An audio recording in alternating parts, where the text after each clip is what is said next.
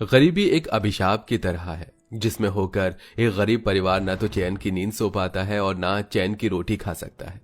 ऐसे ही दुख भरे हालातों से नरेश का परिवार होकर गुजर रहा था, जहां एक गरीब सी झुग्गी में टूटा फूटा मकान, जिसके बाहर गलियों में गंदी नालियां बह रही थी, मक्खी मच्छर भिनभिना रहे थे। भारती, भात बना कि नहीं और कितनी देर लगेगी? जी बस 2 मिनट रुक जाइए, चावल तैयार होने वाला है। कितनी देर से चावल चढ़ा रखा है। भगवान जी, अभी तक कुकर में सीटी नहीं लगी है। कहीं नरेश जी बिना खाना खाए ना चले जाएं, वरना सारा दिन भूखे रह जाएंगे। एक काम करती हूँ, इकट्ठे 2-4 उपले चूल्हे में डाल देती हूँ। आंच तेज जलेगी तो सीटी जल्दी लग जाएगी। जैसे ही भारती तेज आंच करती है तो सारा पानी कुकर के बाहर निकल जाता है। वो कुकर खोलकर देखती है। अरे नहीं, चावल तो एकदम साबुत हैं, अभी तैयार भी नहीं है। लगता है फिर से कुकर खराब हो गया, इसलिए सीटी नहीं लग रही।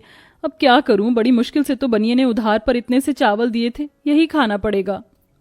निराशा के भाव से भारती कच्चे चावल ही नरेश को थाली में परोसती है। नरेश जी, माफ कीजिएगा, चावल थोड़ा कच्चा रह गया होगा और बनाने के लिए कोई सब्जी थी नहीं, इसलिए अचार दे दिया। अरे पगली, इसमें इतना दुखी क्यों हो रही हो?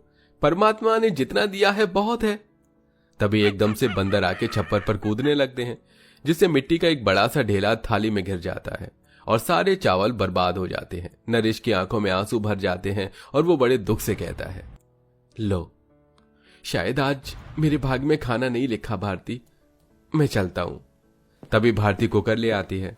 अजी, कुकर दोबारा से खराब हो गया, इसको बनवा ले आना। पास में ही मैली गुदरी के बिछौने पर गठिया रोग से ग्रसित ससुर राम प्रसाद पड़े थे और सास गोमती बोलती है, अरे भारती बहू, किस लिए बार बार इस कुकर को बनवाकर पैसे बर्बाद करवाती है? पहले ही काम धंधा नहीं नरेश के पास, किस जतन से वो हम सबका पेट भरवा रहा है जानती है। पर माँ जी, ये कुकर इकलौता सहारा है, आपको मालूम तो है, जिसमें भात बनता है। उस पतीले की पेंदी फूट गई है और कई बर्तन भी खराब हो गए। इकलौता ये कुकर ही खाना बनाने का सहारा है माँ जी, बहुत इस्तेमाल में आता है।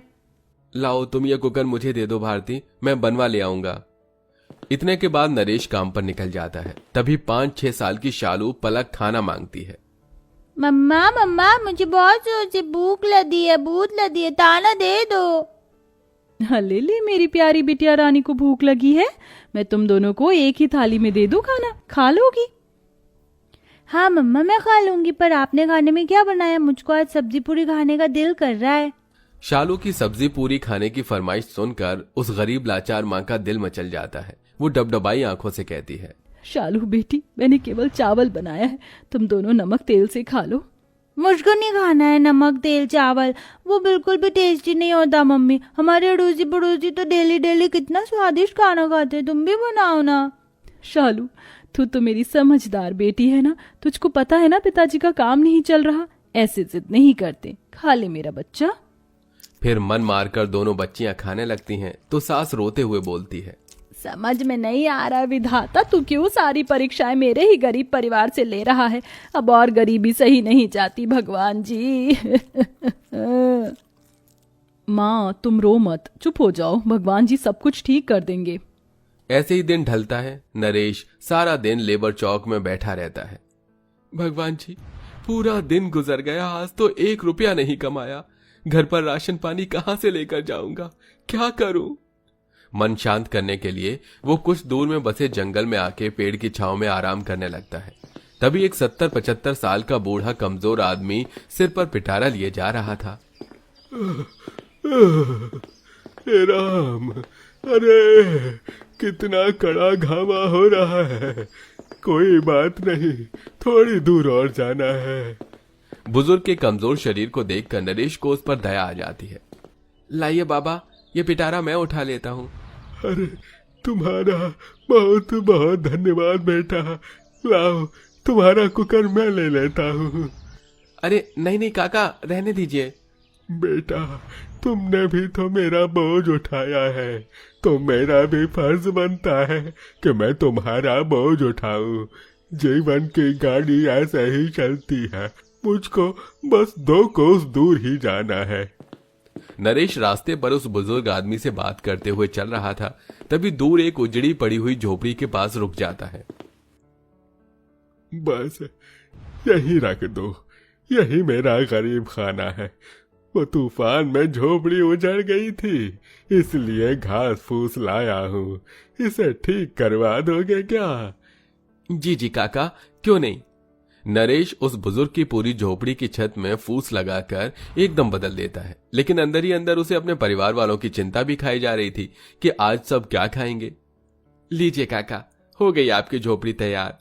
अरे, तुमने इस बूढ़े का टूटा घर तिनकों से फिर बना दिया। कहो, मैं तुम्हारे किसी काम आ सकता हूँ? सुनते ही नरेश के दिल के अंदर का रंजो गम आंसू बनकर झरझर बहने लगा। उसने अपने घर की सारी व्यथा बताई। काका, पता नहीं भगवान क्यों इतने दुख दिखा रहा है। घर में जवान बहन है, उसके हाथ पीले करने हैं, बूढ़े माँ बाप हैं, बेटियां हैं, पत्नी है। मैं किसी के लिए कोई फर्ज नहीं निभा पा रहा हूँ। अरे बेटा, धीरज धरो। ईश्वर सच्चे इंसान की परीक्षा तो लेता है, लेकिन उसका हाथ भी नहीं छोड़ता। लाओ, मैं तुम्हारा कुकर बना देता हूँ। पर काका, आप कैसे? अरे, मैं लोहार हूँ ना, औजार से लेकर बर्तन भी बनाता हूँ। वो बूढ़ा व्यक्ति कुकर पर छेनी चलाता है। उसके छूते ही कुकर में सोने सी रोशनी भर जाती है और जाते वक्त वो बुजुर्ग काका मंद मंद मुस्कुराते हुए बोले, जाओ बेटा, आज तक तुम्हारे घराने ने जितने भी आंसू बहाए हैं वो आनंद में बदल जाएंगे। तुम्हारा भाग्य बदलने जा रहा है। नरेश कुकर लेकर घर लौटने लगता है। तभी आधे रास्ते में पहुंचने पर एक लूला लंगड़ा मुसाफिर उसे खाना मांगता है। थाना थाना, ओ भाई, मुझको खीर खाना है, खीर। नरेश ने बोझिल दिल से कहा, क्षमा करना भाई, मगर तुम्हें देने के लिए मेरे पास कुछ भी नहीं है। इतने में कुकर हीरे की तरह चमकने लगा और लबालब खीर से भर गया, जिसे देखकर नरेश आश्चर्यचकित हो गया। असंभव, ये क्या चमत्कार है? बिना ईंधन जलाए कुकर में खाना कहां से आया? तभी जादुई कुकर बोल पड़ा, नरेश, मैं एक जादुई कुकर हूँ। तुम मुझसे जो मांगोगे मैं तुम्हें वही खाना दूंगा। ये सुनकर नरेश बड़ा खुश हुआ। आपका बहुत बहुत धन्यवाद जादुई कुकर महाराज, मगर इस भोजन पर मेरा हक नहीं है। नरेश ने एक केले का पत्ता तोड़ा और पूरे दिन ईमान से सारी खीर उस लूले व्यक्ति को देकर आगे बढ़ा, जहां 5 अनाथ भूखी बच्ची उसकी प्रतीक्षा में बैठी थी। तभी गौरी ने सोना मोना से कहा, देखो देखो बहनों, राजा जी आ गए। कौन हो तुम सब बच्चियां? मैं गौरी हूँ और ये मेरी बहनें सोना मोना चिंकी पिंकी हैं। हम सब भूखे हैं, हमें भोजन खिलाकर तृप्त कीजिए। हाँ, ठीक है, जो खाना है बता दो। मुझे पुलाव, गुलाब जामुन और शाही खाना खाना है, और मुझको इमरती खाना है। बच्चियां जैसे जैसे इच्छा जताती हैं, जादुई कुकर में से वही खाना निकलकर उनके सामने पेश हो जाता है। पांचों पेट भरकर खाती हैं, जिसके बाद पांचों बच्ची एक में समाकर देवी का रूप ले लेती हैं। नरेश हाथ जोड़ लेता है। हे देवी, आप कौन हैं? नरेश, मैं देवी अन्नपूर्णा, तुम्हारी धर्म पत्नी मेरी प्रिय भक्त है। वह प्रतिदिन अपने भंडार घर में से मुझे खाना अर्पण करती है, इसलिए मैंने उसकी भक्ति का फल दिया। लेकिन मेरे लिए ये जानना आवश्यक था कि तुम मेरे दिए गए जादुई वरदान का कैसा उपयोग करते हो। इसलिए मैंने तुम्हारी परीक्षा उस लूले और इन 5 बच्ची के रूप में ली। अब जाओ, ये जादुई कुकर जीवन भर तुम्हारे भंडारे को भरा रखेगा। ये बोलकर देवी अन्नपूर्णा जादुई कुकर के अंदर समा जाती हैं। घर पहुंचते पहुंचते अंधेरा ढल जाता है। बरसात काफी मूसलाधार थी। पूरा परिवार झोपड़ी में भूखा बैठा था, जबकि पड़ोसियों के घरों में पकौड़े बन रहे थे, तो कोई भुट्टे तो कोई पिज्जा, सब अपनी अपनी सामर्थ्य के अनुसार खा रहे थे। तभी नरेश घर में दाखिल हुआ। भैया, आप आ गए? पिताजी ने दिन भर से कुछ नहीं खाया, गठिया ने और ज्यादा जोर लगा दिया है, और आज आप खाने को कुछ लाए हैं क्या? तब मायूसी से नरेश ने कहा, नहीं बहन, खाने को कुछ नहीं लाया। हे भगवान, अब क्या खिलाएंगे इनको? तभी बिगड़ती दशा में हजारी प्रसाद बिस्तर पर पड़े पड़े पकवान खाने की फरमाइश जताते हैं। अरे नरेश, गोमती, मैं मरने वाला हूँ। मैं ज्यादा देर नहीं जीऊंगा। मेरी आखिरी इच्छा यही है, मैं 56 पकवान खाना चाहता हूँ। यह सुनकर पूरा गरीब परिवार सिसक पड़ा, क्योंकि घर में अन्न का एक दाना मौजूद नहीं था। तभी कुकर इठलाते हुए बोला, अरे ओ मोटा दिमाग नरेश, क्या देख रहे हो? ले जाकर मुझे हॉट सीट पर चढ़ाओ। Hot seat? क्या भला है? तुम क्या कहना चाहते हो जादुई कुकर? अरे बिन पैंदी के लोटे, मुझे ले जाकर चूल्हे पर चढ़ाओ। नरेश ने जादुई कुकर को चूल्हे पर रख दिया।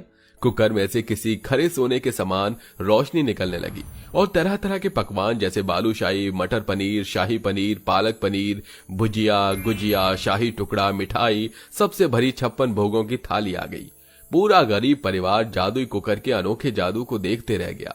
तभी जादुई कुकर कॉमेडी करता हुआ बोला, अभी आंखों से कत्ल करने का इरादा है क्या? हो चलो जल्दी जल्दी बुढ़ऊ गद्दा को पकवान खिलाओ।